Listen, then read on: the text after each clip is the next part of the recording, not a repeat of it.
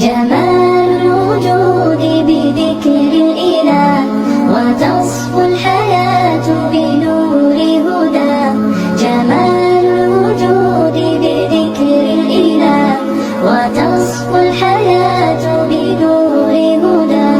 Assalamualaikum warahmatullahi wabarakatuh. Bismillahirrahmanirrahim. Alhamdulillahirabbil alamin. Assalatu wassalamu ala asrofil anbiya'i wal mursalin wa ala alihi washabihi rasulillahi ajmain. Amma ba'du. Puji syukur kita panjatkan atas kehadirat Allah Subhanahu wa taala yang mana telah memberikan banyak sekali nikmat kepada kita, contohnya nikmat sehat, nikmat taufik, nikmat hidayah dan inayah, dan nikmat yang paling besar yaitu nikmat iman dan Islam. Dan tak lupa juga kita panjatkan sholawat beriring salam kepada Nabi besar kita, yaitu Nabi Muhammad SAW, yang mana telah membawa kita dari alam kegelapan menuju alam yang terang benderang yang bisa kita rasakan sekarang ini. Baiklah teman-teman sekalian, di hari yang baik ini izinkan saya untuk menyampaikan ceramah singkat tentang hijab. Apa sih itu hijab? Hijab pada umumnya diartikan sebagai penutup. Tapi apakah semua penutup itu bisa digolongkan dengan hijab? Untuk lebih jelasnya, agar kita tidak salah, mari kita bahas bersama. Baiklah, sahabat semua yang dirahmati oleh Allah, bahwasanya kita ketahui bahwa memakai hijab di dalam Islam itu adalah hukumnya wajib. Sebagaimana dikatakan dalam surah Al-Ahzab ayat 59, Allah mengatakan kepada Nabi, "Wahai Nabi, katakanlah kepada istri-istrimu, anak-anak perempuanmu, dan istri-istri orang mukmin, hendaklah mereka menjulurkan jilbabnya ke seluruh tubuh, dan dengan itu mereka mudah dikenal sehingga tidak diganggu. Allah Maha Pengampun lagi Maha Penyayang." Dan dikatakan juga di dalam surah An-Nur ayat 31, hendaklah mereka menutup kain kudung sampai ke dada, dan janganlah mereka menampakkan perhiasan kecuali kepada suami mereka, ayah suami mereka, putra-putra mereka, saudara laki-laki mereka, dan anak putra-putra saudara laki-laki mereka. Baiklah sahabat semuanya, kita telah mendengar pernyataan dalam surah Al-Ahzab ayat 59 dan Quran surah An-Nur ayat 31, bahwasanya Allah memerintahkan kepada kita sebagai seorang muslimah untuk memakai hijab atau menutup aurat, dan jelas sekali hukumnya wajib. Hijab yang dimaksud di dalam surah Al-Ahzab dan Quran surah An-Nur ini bukan hanya penutup kepala saja, tetapi pakaian yang kita pakai itu menutupi seluruh bagian-bagian tubuh kita yang menjadi aurat. Pakaian yang kita pakai tidak boleh ketat dan tipis atau transparan. Maka yang kita pakai harus longgar. Dan tentunya kalau kita berhijab tidak boleh kita itu jilbabnya dililitkan ke leher, tentunya harus menutupi bagian dada kita, karena disebutkan dalam surah An-Nur ayat 31, hendaklah mereka menutupkan kain kudung sampai ke dada. Ya, hijab yang dimaksud di sini tentunya adalah hijab yang sesuai syariat Islam, bukan hanya untuk tren saja. Nah, sahabat semua, bagaimana sih hijab atau pakaian yang sesuai syariat Islam itu? Yang pertama yaitu menutup aurat. Ketika kita berada di depan laki-laki yang bukan mahram, kita memakai pakaian yang menutupi bagian tubuh kita yang menjadi aurat.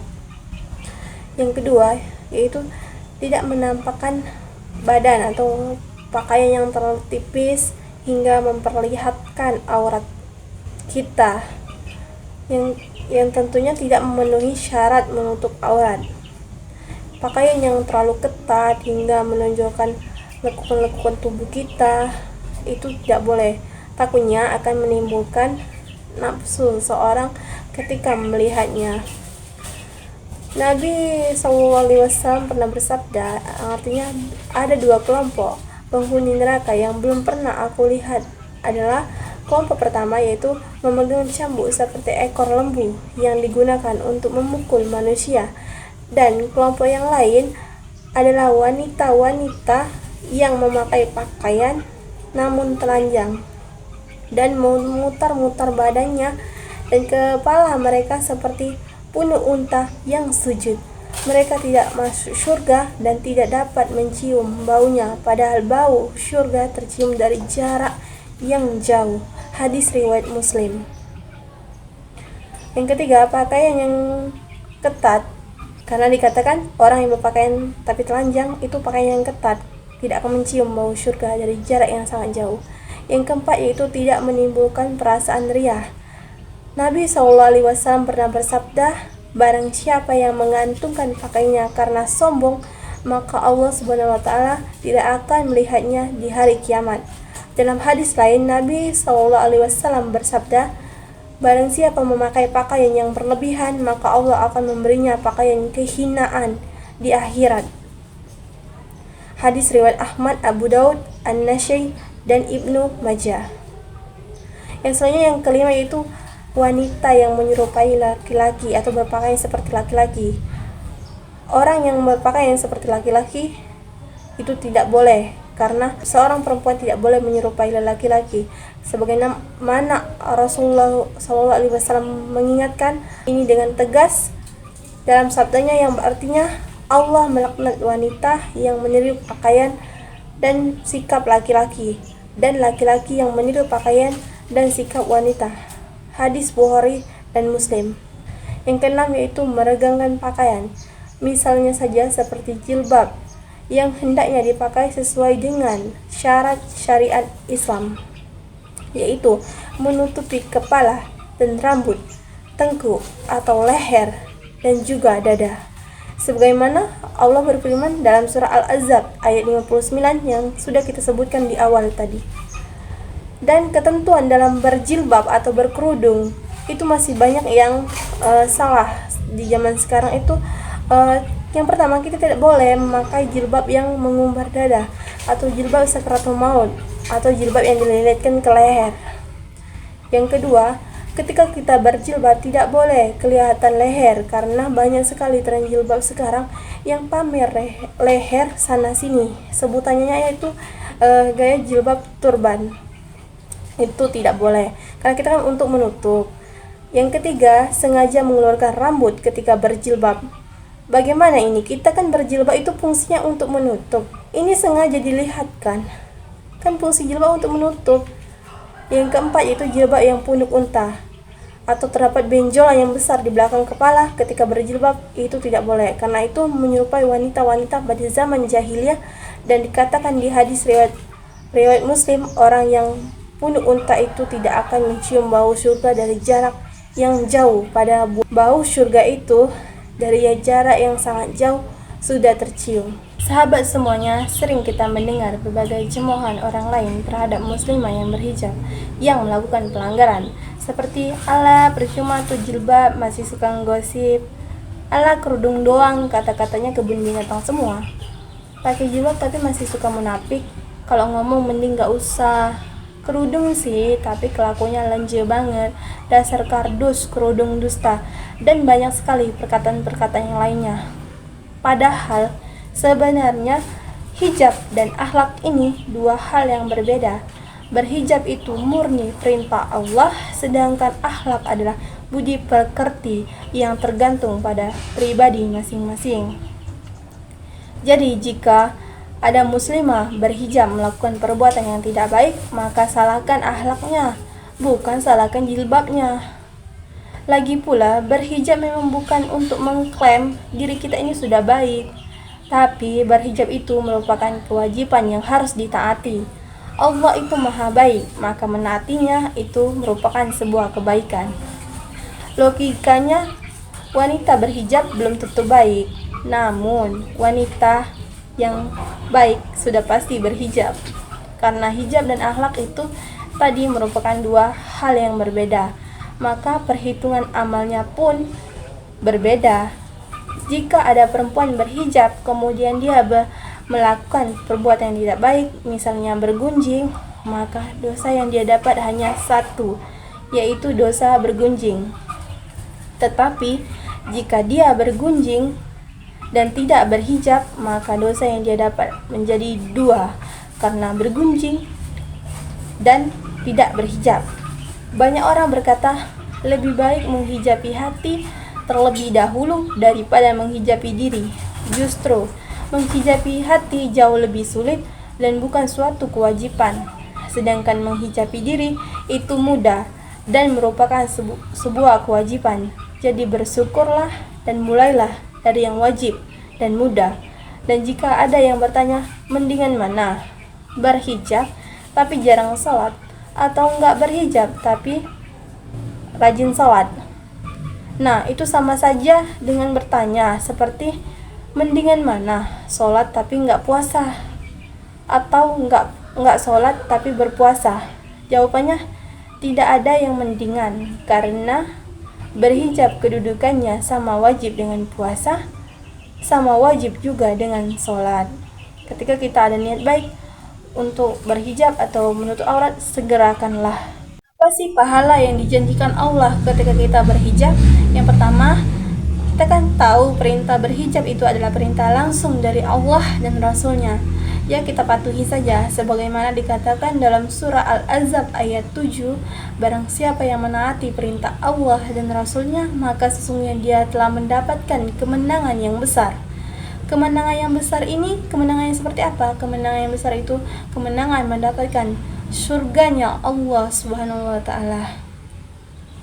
Insya Allah kalau kita menjadi seorang yang sami'na wa ata'na, kita dengar, kita taat. Ketika kita mendengar perintah Allah, kita taat kepada perintah Allah. Dan ketika kita merasa sulit dalam melakukan ketaatan, mintalah pertolongan kepada Allah. Yang kedua, yaitu kenapa kita harus menutup aurat atau berhijab? Bahwasannya ketika kita pamer aurat, menampakkan keindahan tubuh kita, merupakan bentuk maksiat yang mendatangkan murkanya Allah dan Rasulnya. Apa kata Allah Subhanahu wa ta'ala? Barang siapa yang mendurhakai Allah dan Rasulnya, maka sesungguhnya dia sesat dengan sesat yang nyata. Dalam Quran surah Al-Ahzab ayat 36.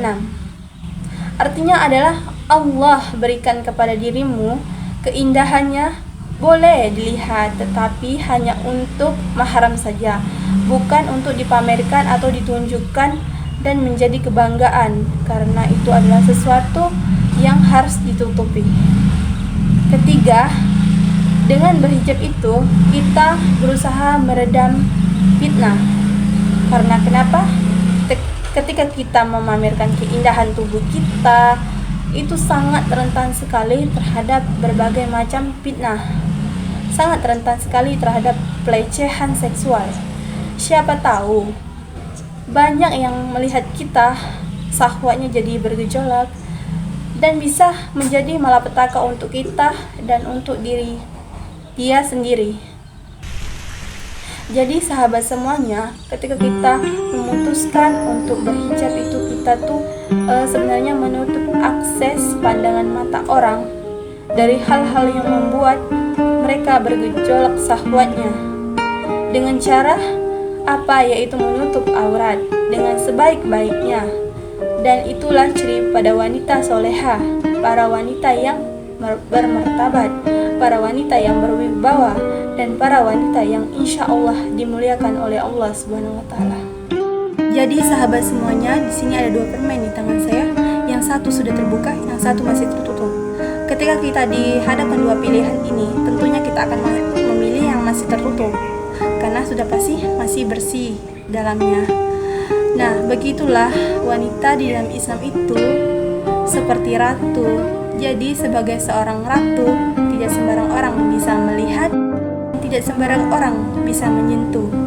Islam menempatkan wanita sangat agung. Dengan begitulah wanita lebih terjaga, wanita lebih terhormat. Begitulah cara Islam menjaga wanitanya, tetap utuh, suci, dan bersih.